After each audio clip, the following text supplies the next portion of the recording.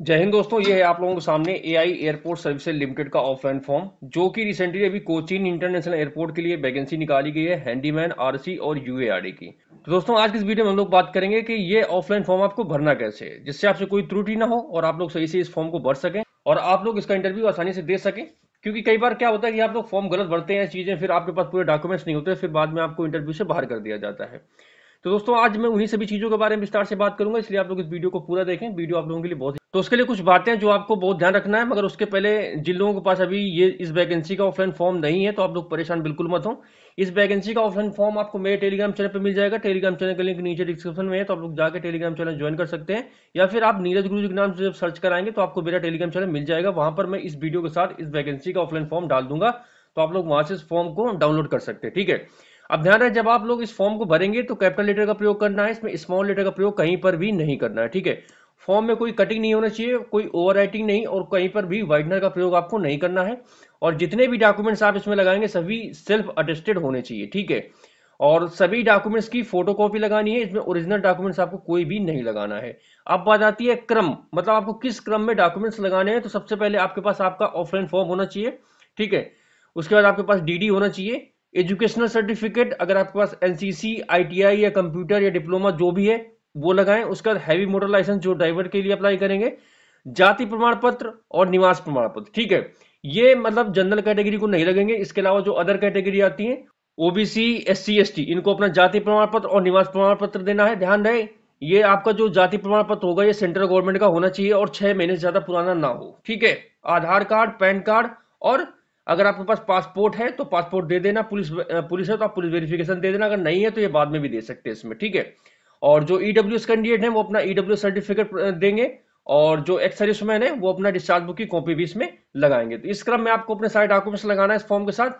ये फॉर्म आपको कहीं पर भी भेजने की जरूरत नहीं है। ठीक है, अगर आप लोग आरएसए या फिर यूएआरडी का इंटरव्यू देना चाहते हैं तो आप 5 अक्टूबर को वेन्यू पे पहुंच जाना, वहां पर डायरेक्ट आपको इंटरव्यू दे देना है। अगर हैंडीमैन या हैंडी वुमेन के लिए इंटरव्यू देना चाहते हैं तो आप 7 अक्टूबर को पहुंच के अपना इंटरव्यू दे सकते हैं। वहीं पर डॉक्यूमेंट्स आपको खुद जाके जमा करना है। ठीक है, ये फॉर्म आपको कहीं पोस्ट वगैरह नहीं करना है क्योंकि ये वॉक इन इंटरव्यू है। ठीक है, अब बात आती है कि फॉर्म भरना कैसे है। तो सबसे पहले आपको फॉर्म कुछ इस प्रकार से दिखेगा जैसा कि आपको सामने दिख रहा है। तो इसमें आपको एक फोटो चिपका देना है और फोटो में क्रॉस सिग्नेचर इस तरीके से कर देना है। ठीक है, और यहाँ पे आपको पोजीशन अप्लाइड फॉर, आप कौन सी पोजीशन के लिए अप्लाई करना चाहते हैं, हैंडीमैन, आरएसए या फिर यूएआरडी, जिस भी पोजीशन के लिए अप्लाई करेंगे उस पोजीशन का नाम लिख देना।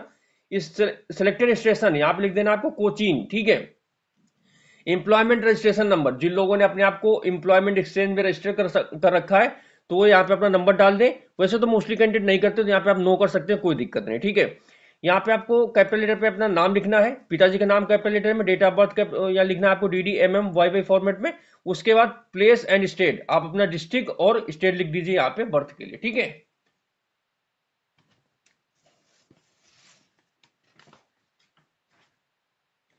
5 नंबर में आपको लिखना है एड्रेस फॉर करेस्पॉन्डेंस, मतलब पत्राचार के लिए यहाँ पे आपको पता लिखना है, village, post, district, pin code वगैरह सारा कुछ यहाँ पे अपना लिख दीजिए।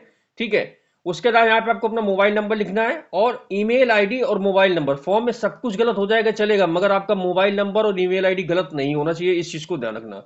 क्योंकि जो आपका कम्युनिकेशन होगा आपके मोबाइल के थ्रू या फिर ईमेल आईडी के थ्रू ही होगा। अगर ये गलत हो गया तो फिर आपके पास फोन या कॉल वगैरह नहीं आएगी आपके सिलेक्शन के बाद, इसलिए आप लोग परेशान होंगे। तो अपना मोबाइल नंबर और ईमेल आईडी बिल्कुल साफ साफ डालें। ठीक है, अब कई लोग यहाँ पे कंफ्यूज होते हैं कि सर अपनी ईमेल आईडी हम कैपिटल लेटर में डालें या स्मॉल लेटर में। आप ये ईमेल आईडी स्मॉल में डालें या कैपिटल में, कोई दिक्कत नहीं, बट साफ साफ लिख देना। ठीक है, यहाँ पे आपको 6 नंबर में अपना जेंडर लिखना है, मेल मेल कर देंगे और जो फीमेल है वो फीमेल कर देंगे।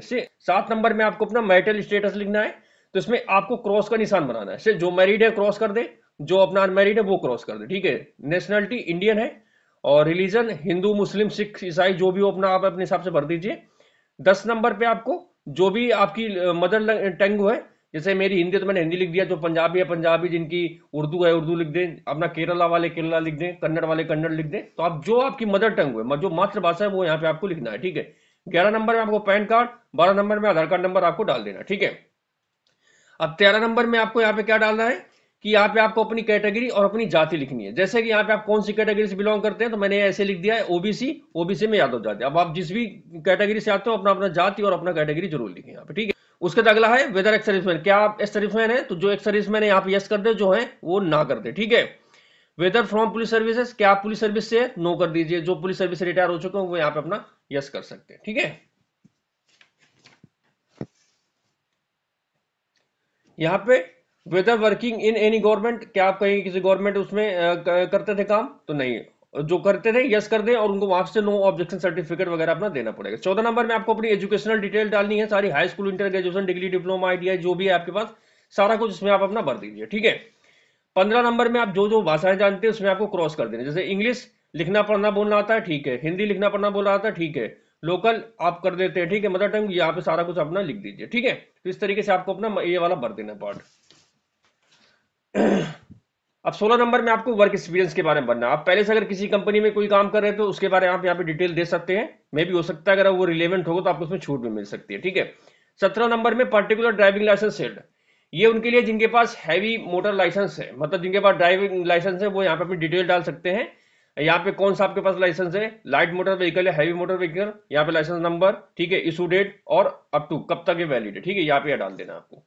अब यहाँ पे आपको डिमांड ड्राफ्ट की डिटेल्स डालनी है कि आपने डिमांड ड्राफ्ट कौन सी बैंक से बनवाया है, प्लस शाखा का नाम, ठीक है, कौन सी डेट को बनवाया है, और डिमांड ड्राफ्ट का आपको नंबर डाल देना है। अमाउंट 500 रुपए रहेगा। Relative working in AI airport services limited, क्या आपका कोई रिलेटिव कंपनी में काम करता है तो एनए कर दीजिए, जिसका काम करता है यहाँ पे अपना यस करके उसकी डिटेल डाल दीजिए, ठीक है।